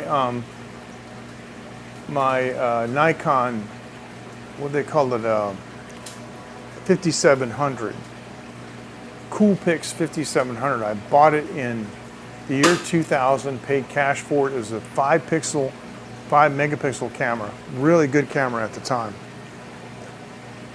And I had it for a couple of years. And towards the end, I had like so many they call those hot pixels. No, it's not you. They call these hot pixels what they call them, right? Hot pixels.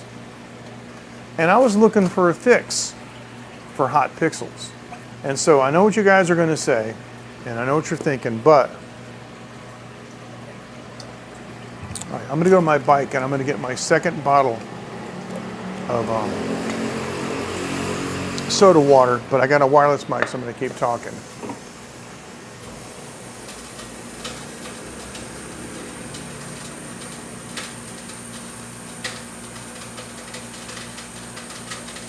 Walter is 100% right. It's some kind of lens flare. Walter's 100% right. It's lens flare. Yay, Walter. Well, thanks for destroying my excuse to tell my wife, oh, I needed a new phone because I got a hot pixel. So here's what happened. I was searching for an answer, you know, I got to fix these hot pixels. I had a bunch of some of them were blue and some were white, and I had a couple of clusters together. It was just really annoying. So I started doing a search, and I found some Russian software. I know what you guys are thinking. Oh no, it's a Trojan. MJ, you're dumb. I downloaded this Russian software and I looked at it because I had used some other Russian software for editing JPEGs that was really good. They had a bunch of presets that were really, really nice, and I've been using that for maybe a year and a half.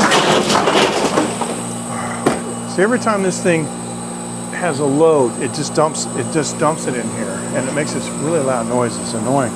If I lived like across the street, I'd be really upset. So it said to use, you know, the USB cable and plug the camera into your computer and run the software. And here I am, I'm thinking, okay, well, you got to weigh, you know, the pros and cons, right? All right, so let me check and see what comments came in while I was walking around. So, Mike says a cool picture. Yeah, I know it. No, seriously, Walter, I was joking. I was absolutely joking. See, Walter's an engineer, and he's a German engineer. So they were talking about absolute precision here, and you don't have no idea how much respect I have for German engineering. But that was a joke, and I just want you to know. So here's what happened. I hooked this thing up because I had weighed the pros and cons. What you do is, you know, you put the lens cap on and you take a picture, and it's supposed to be black, and then you download it to your computer and you open it up in you know, your photo viewer, and you see what's going on. And I thought it was unusable. So I reasoned that I had nothing to lose, right? I had nothing to lose. So I hooked this camera up to the USB port to the computer, and I ran this software. And it ran, and it ran, and it ran. And I thought, oh man, some Russian guy's going, ha ha ha ha ha. Yeah, Amerikaniet. So finally, the software ran its course and it exited. And it said in Russian that it had completed the operation. And so I turned the camera on and it seemed to function perfectly. I put the lens cap on, I took a picture, and it was pitch black. All it does is map those bad pixels and takes them out so they don't contribute anymore. It just turns them off. And you don't notice it. Because when, when the camera processes the JPEG, you don't even see that, right? So I was able to save that. So what happened was, years later, I got a Nikon D80. And there was no internet available software that would work with the D80, so I took it to, because I started getting hot pixels again, I took it to the camera shop in Sinchu. And I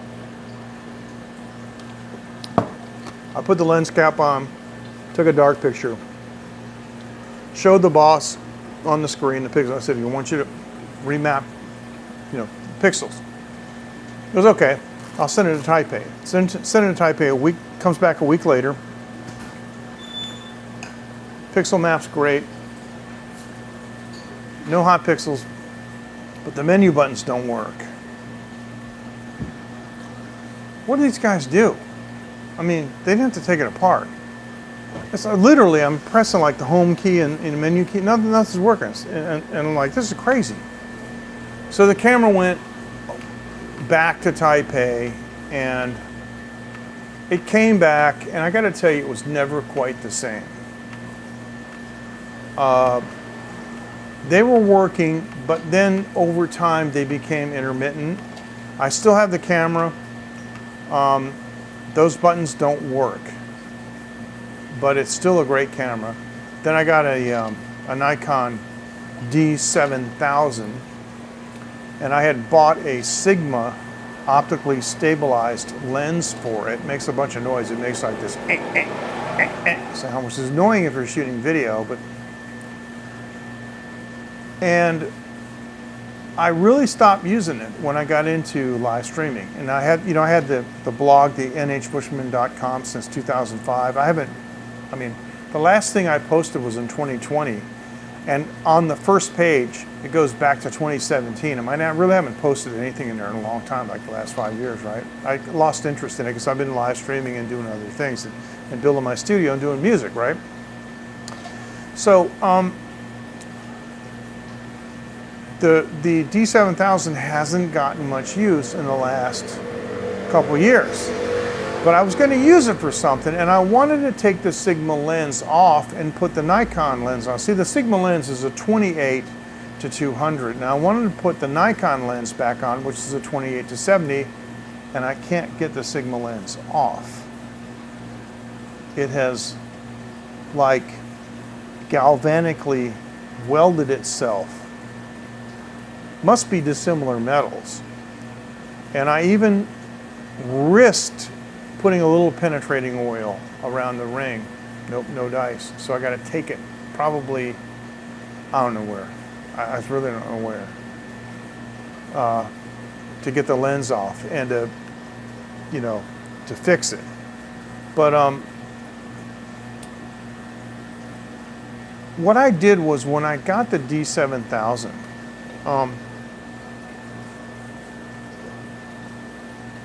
I was using it because I have the Nikon mount, for the Sigma lens. And then the focus motor went bad in the Sigma lens. So it wouldn't autofocus. So down in Taichung, maybe about an hour and a half, hour and 45 minutes away, actually not too far from JTS, is the Sigma, like, factory service center. So I brought the lens to them and I showed them what happened, and they said, okay, come back in 1 week and we'll fix it. I said, okay.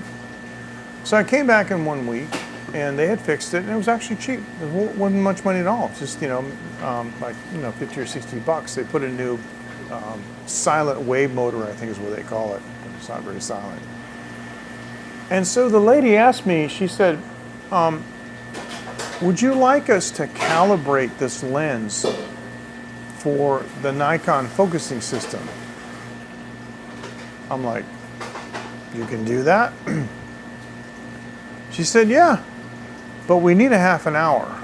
I wish she'd asked me that before, because I would have told her, yeah, go ahead and do it after you fix the lens. But actually, I would have had to leave the camera there. But anyway, I brought the camera back, and I was testing it out, and that's when she asked me, and I said, yeah. So what do I got to do? She said, just give me the camera with the lens, and I'll give it back to you in 30 minutes. I'm like, okay. And they tweaked it, and boy, let me tell you something. Once that new focus motor was in there, man, I'd press that button halfway down and boom, lock, like focus lock, like bam. Didn't matter what the focal length was, that thing was razor sharp and instantaneous. And it was nice because even with multiple targets, you'd focus on one, it was like just amazing, so quick. Now the good news is if I charge the batteries up, and I put them in the D7000, that lens works fantastic. It works the same way it always does. It's razor fast, it's razor sharp, it's lightning fast, but I can't take it off the camera. So I can't use, the Nikon lens. But the truth is, all my filters I bought for the Sigma. I put a step-up ring on it, And what I found was a long time ago that if you have multiple lenses, you need to use step-up rings and find a common size that you can use for all of them. But I did buy the lenses, they're larger, because I have a step-up ring on the smaller Nikon lens, so I have a common size for my filters. But I got polarizing filters and some other cool filters, ND filters and stuff that I use. But anyway, and I also have the GPS for it because the D80 didn't have it, but the D7000 has a GPS input, and I bought the GPS. The GPS was only like I think it was 150 bucks, 120 bucks, something like that, and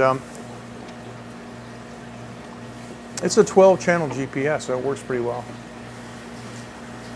Previous to that, I had discovered a program. I forget the name of it. Okay, but I'll tell you what it does, and then maybe you can find it.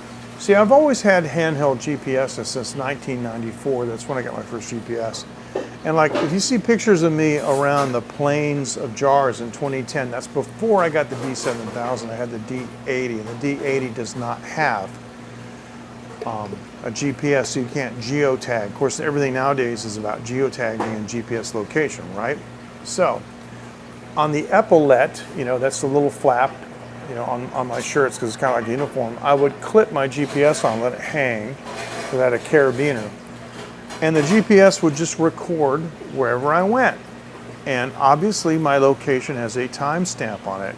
So it's something like GPS to JPEG, or JPEG to GPS, or JPEG GIS, or something like that. But there's this amazing software that I don't have to use anymore, but it was on my older machine, where you would take a folder, a directory full of photographs. Now the photographs all have, timestamps on them.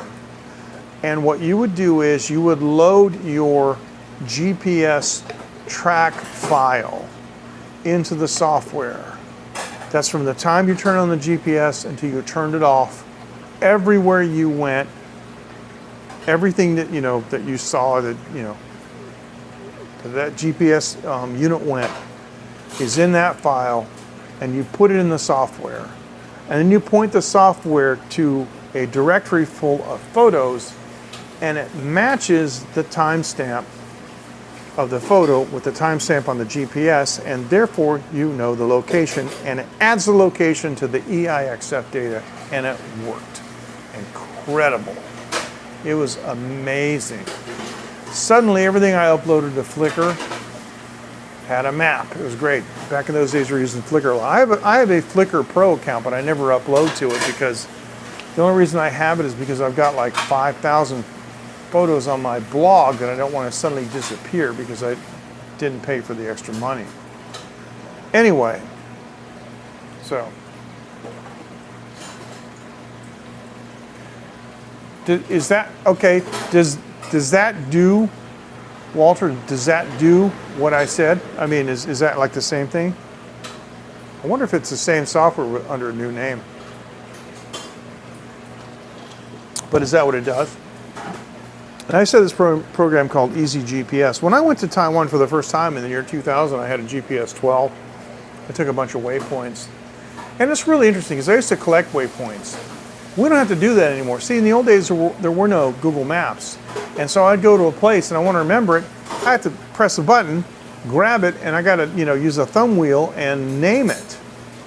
And back before we had GPS maps, all you had was an arrow that said it was over here, over there. And as you're getting closer to it, then it gets squirrely. But yeah, I got really good at that kind of navigation, especially in a car. But I mean, I used to have I would take a bus trip, like from Bangkok to Khon Kaen. It would be 400 kilometers. It'd take 6 hours. And every bus stop we stopped at, I marked it on the GPS. And so later I would make a route. Now the route did not follow the road, it followed the waypoint, so it went like that. But it still let me know about when we were going to go. I mean, about when we were going to arrive at different places. So, okay, so yes, okay. So basically, okay, good. So you guys saw that URL that Walter posted. So basically, this is the same kind of software that that puts the GPS data. Now, one thing I don't know because I haven't looked at it is I'm wondering if these drone pictures have the GPS data on them. They probably do because I know that there's an option to have the subtitles that makes an SRT file for subtitles like in VLC or other video playback programs that have subtitles. So yeah, the photos should have the GPS data on them because I mean the drone obviously, good, that's what I thought. The drone obviously knows where it is, has to know where it is. So Walter, what I'd like for you to do, if you don't mind, is Walter is really quiet, doesn't say much in the group, but he's an actual civil engineer and he worked on the high-speed rail from 2000 until 2006. It's amazing. I found that out. I'm like, wow, can I tell people I know you? That's amazing. But what I'd like for you to do is whatever you'd like to share. If you'd like to give people the YouTube channel that you want them to see, there's lots of drone stuff on it. It's cool. It's cool stuff. And he's a very experienced pilot. And so I learned so much from you, Walter, in that one afternoon. You took me to that place, where they had the cement plant and they had the temple up on the hill and stuff. I learned more from you in like one afternoon than I probably could have learned in several weeks just futzing around by myself and just, because you gave me a lot of things to watch out for, the caveats, those are important. And I know the dangers of flying sideways, but it's always good to have a reminder because the thing flies so well that all of a sudden you can just boom, and then you're, refresh number one. But if you wouldn't mind telling people what, where they could find you on YouTube, I know that they would really dig that. So this is a It's a brief meeting. It's a brief meeting. He spent like the entire afternoon with me. Brief meeting. Let's see. I went to the mall. I think it was at 11. You came over shortly after. I had just eaten lunch, and I think I said goodbye to you like 5 o'clock in the afternoon or later.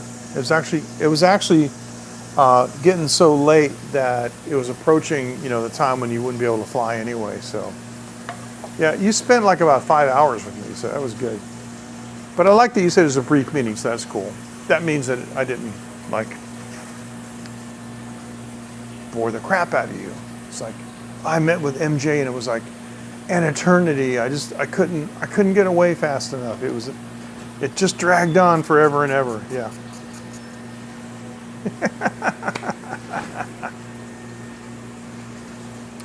I'll be back because I got some invitations to come back and do some playing. And I know you're not really into clubs, but if you want to come down and they're actually my friend David Lee. This is interesting because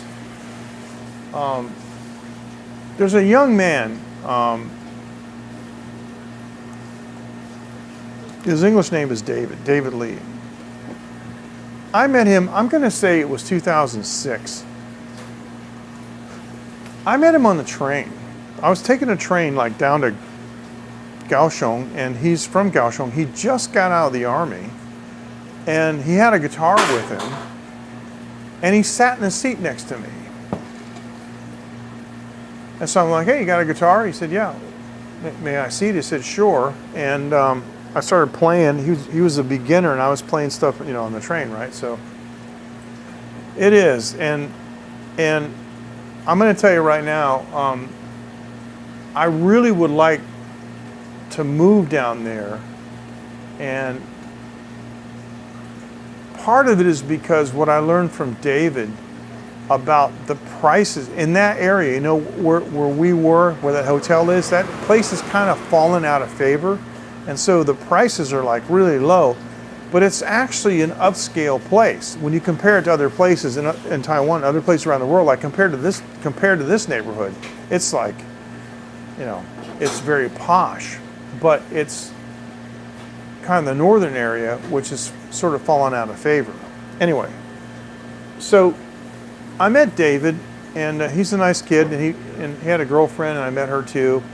And they came to my wedding and so forth, and then they got married, and they got 2 kids now, and so I haven't seen him for a long time. And he opened up. He went to LA for like a year. There you go. Thank you. There you guys go. Those are some cool videos. I've seen those. Thanks, Walter. I appreciate you sharing that. Thank you. So I haven't seen him for a while. Probably I've been married 15 years. I bet I haven't seen him for 8 years or 9 years. Probably since about the time my daughter Phoenix was born. So my wife said he opened up a music studio in Kaohsiung. We didn't know where it was. And we were walking down the street from this hotel that I happened to stay at, and we're about 6 blocks away, and my wife said, hey, that's David's music studio. I said, you got to be kidding me. And so I went inside, and he wasn't there, and the lady didn't tell him I came there. I asked her to tell him that I came here. So I went the next day, and his wife was there, and I had my mask on, I had my hat. I walked in the door, and I just went like this, held my arms out to give her a hug, and she was like, is that you? I said, yeah. And then David came back, and it was amazing. And right away he told me, he says, look, man, there's this club that it's every Friday and Saturday they have open jam until 3 a.m. Really. So I had already committed to go to the Oxford. That was a disaster. Maybe I should talk about that on another time. But after that, I went to this other place called Rock Music in Chinese, but it says Rocks. with an S in English. Anyway, so David showed me this rehearsal studio and teaching studio that he's built, and he showed me the photos of. I mean, they had to gut it and, you know, knock it down to the bare concrete, and he's built double wall. And I walked in there, and you know, I know studios, and I mean, I know studio design when I see it. He had bass traps in there, he had skyline stuff that, I mean, it was done right. And I got to tell you, and when he told me how much money that he pays for the building and how much money he invested in the building, I turned to my wife, I said, we gotta move here. Because, I mean, I could easily keep my studio completely booked all the time with mixing and occasionally recording bands. Because you know what it is? I'll tell you what it reminded me of. Kaohsiung reminded me of Boston in the 80s. That's what it reminds me of. And the 80s were prolific. And maybe you heard me say this before, but sometime around 1997, I was digging through some of my old stuff that I had in boxes in the basement, and I found my 1986 appointment book. Now that's back when we used to have to write things with a pen in a book. I had a nice gray leather book, you know, like a daytimer, right? I sat down on some other junk, probably an old telex machine, and I read it. And I still remember to this day, in 1986, I recorded 40 bands in the studio. I distinctly remember that year there were 3 albums, and albums have anywhere between 10 and 15 songs each. Most of the bands I recorded did a single, A and B. Some did an EP with 4 tunes or 6 tunes. So I'm telling you that in 1986 alone, let's say there were 40 bands, okay? So let's say that, so 40 bands, let's just say that, I don't know, 35 of them did 2 songs, that's 70 songs, right? And a couple more might have done 10 songs each, so let's just say there's 30 more on top of that. I mean, you start to see how many records that I had done, you know, in one year. And then when you add up all the decades, I have done at least 500 like individual sessions. And so that was a very prolific time. And then it fell off in the 90s. And when I go to Kaohsiung and I see all the bands and I see all the rehearsal studios and all the clubs, it is like Boston in the 90s. But the most amazing thing about it is that I'm 66 years old, and nobody down there said I was too old. Nobody made a comment about my age. All they care about, this is like what I went over with the Thai guys, you know, and the old story about me playing with the Thai bands. They told me, you know, it doesn't matter how old you are. It doesn't matter what you look like. It doesn't matter what country you're from or, you know, what color you are or anything. The only thing that matters is can you play? Can you sing? Do you sound good? And that's exactly what happened. I went down there with these guys, and I walked up on stage, and I'm old enough to be at least their father, maybe their grandfather, and nobody went, huh, who's this guy? Nobody. I hooked up my amp and I started playing, and there was like so much respect there, you know. And when I got done playing, I went back to the bar and ordered some beers, and some young people were actually interested in talking to me, and I wasn't really like expecting that or really prepared for that. And they were interested in, you know, my background. They, you know, no designs on me or anything like that. Nobody was hitting on me, but they were just generally and genuinely interested in my background and what I, you know, had done in the past and what was I doing in Kaohsiung and stuff. So it was really, really cool. So I think that even though I'm at the point where most people would be winding down and quitting, not me, man. I mean, I take those 31 supplements a day, including PQQ. So the thing is, you know, Yeah, well, that's the thing, right? I mean, the gimmicky bands never made it, or they never made it, past 1 or 2 hits, which is a big problem. So, but where the point most people my age are winding down, I'm just getting started. And I've decided that I'm going to do a full court press, and in the next 2 weeks, I want to finish this new song I'm working on, and I want to release it. All I got to do is the lead vocal, the lead guitar, and I have to sit down and play the drum parts because I'm just using a loop. I'm going to play the drum parts with my drum pads. I'm physically going to play them. And I'm going to release it. It's called I Don't Want You to Love Me, and I'll tell you guys all about it later. And it's going to be on Spotify. It's going to be everywhere. It's going to be YouTube, KKBox, Apple. It's going to be everywhere. Just like everything else that I've released through the record company. So, yeah, I'm going to go ahead and press that. And it's got my daughter singing on it. And she's adorable. She's amazing. So, Walter, I want to thank you for pointing out the lens flare. I appreciate it. I should have known that, but I didn't move the phone. But as soon as I moved the phone, but I knew that if I went like this and I covered the phone and I got rid of the... Actually, you know what it is? This is funny. See that? Mike, you had pointed out that sodium vapor lamp. Look, when the sodium vapor lamp is lit, you see the lens flare, right? But when the sodium vapor lamp is covered, yeah, that lens flare is coming from your sodium vapor lamp that you mentioned. Fist bump, how about that? How cool is that? Yeah, all right. We have been on for 2 hours and 7 minutes. Whew. Now, I don't want to give Dave and Asaka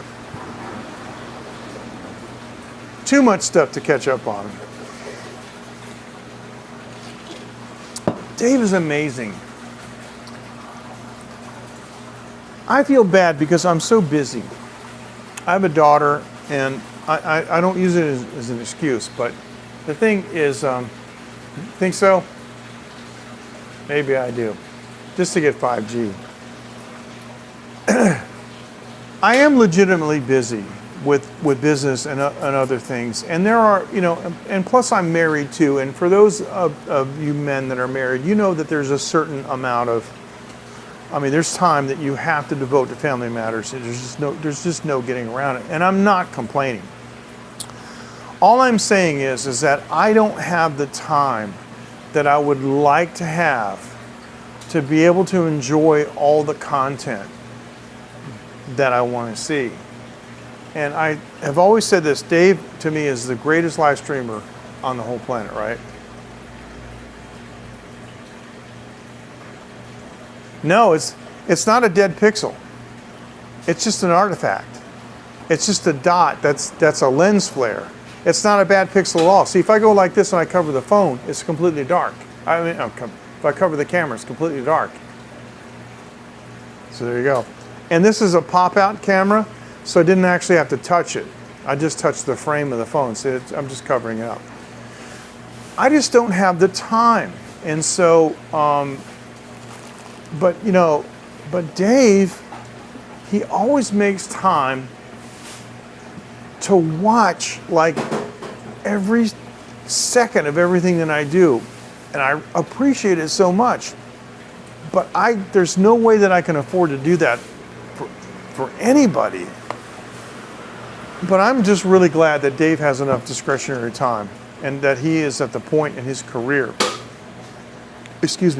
where he commands that kind of time. Because you got to admit, he has a lot of time off. And that only comes with experience and capability. Because incapable people don't get time off because they can't get the job done. You know what I'm saying? So this is senior level stuff here we're talking about. And I'm senior and I'm senior level, but I got a lot of stuff to take care of. And anyway, which is funny because, John Ho did a lot of traveling, right? And when John Ho's wife got pregnant, I told him, let's see into your travels. Now, of course, COVID-19 has taken its toll too. But John said, no, I'm going to be going, yeah. No. No, you won't. It's got more than one now. Once they get in school, you'll be like everybody else. You're going to be traveling on the off time. And you guys have seen that with me. But I recently have come to an understanding with my wife that I need to take more time off. And that's like when I went to East Taiwan. My wife and my daughter were very good about not complaining. Said, okay, we'll be gone for a couple of days.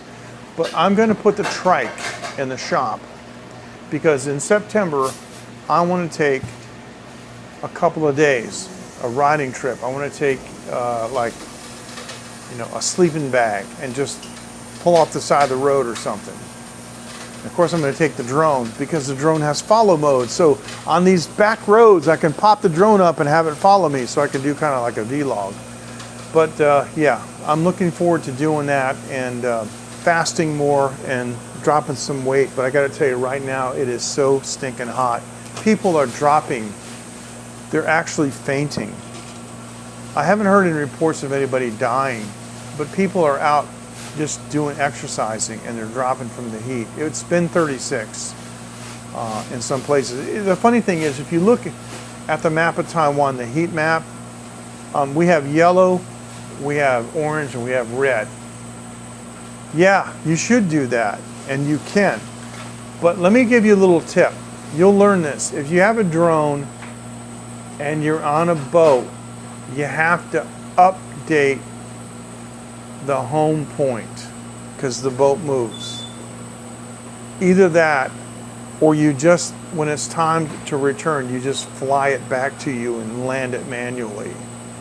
But there have been a number of cases where novice drone pilots have taken off from the boat, okay, flown around, and the boat is, going like this, right? And then they run out of battery, and the drone returns to home and lands on the water.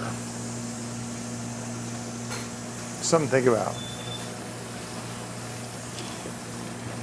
But I want to put the trike in the shop. It needs a couple of adjustments. It needs a couple of things tweaked. I think I have to have a new fabric seat put in, and some of the chain tubes. And I think there's a casting that broke on the mount for the headrest.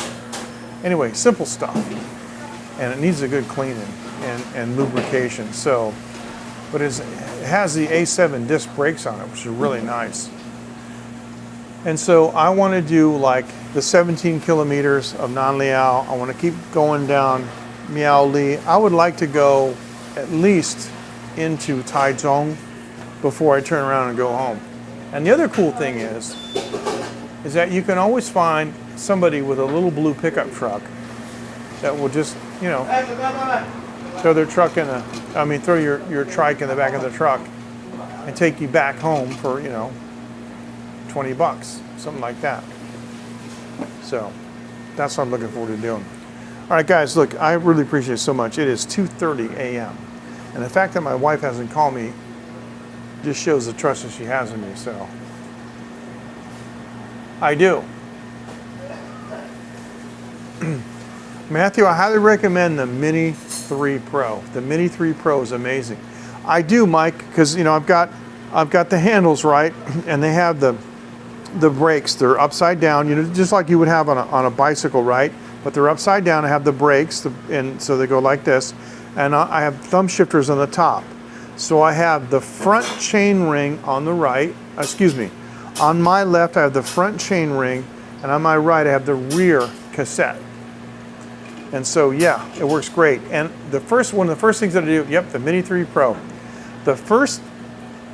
After I had the trike for 1 month, I brought it back, and the first mod I did was I talked with Kevin, the owner, and I said, because of the hills that I've been riding, I need a really, really, really small granny gear, a super low chain ring,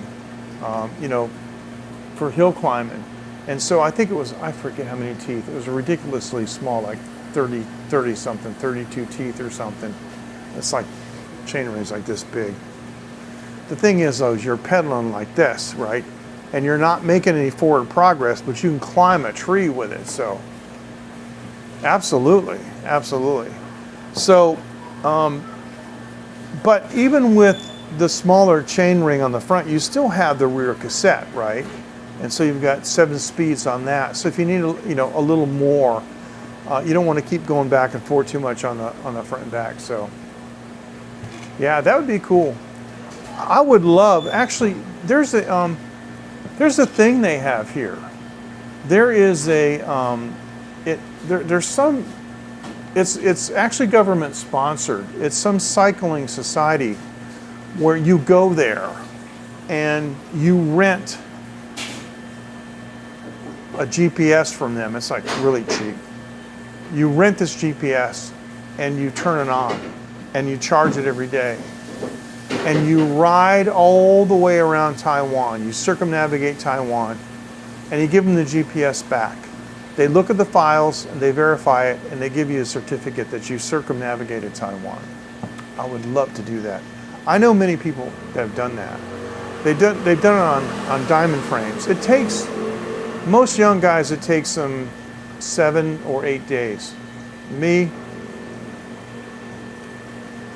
might be a different story. See, my trike is really fantastic, but the engine is 66 years old. That's the problem.